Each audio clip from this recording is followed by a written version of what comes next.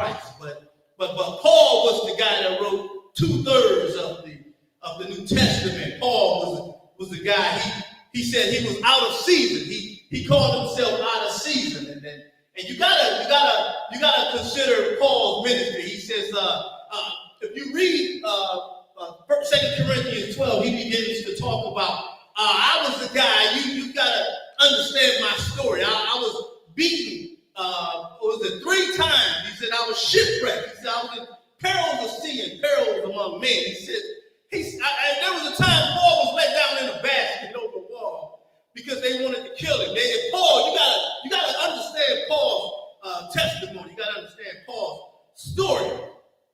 Paul was a chief Pharisee. He was chief Pharisee. He was the religious guy. He wasn't just any Pharisee. He wasn't just one of the Pharisees. Paul was the guy who sat at the feet of Gamaliel. Gamaliel was in their day, he was a teacher and a scholar. He was revered as an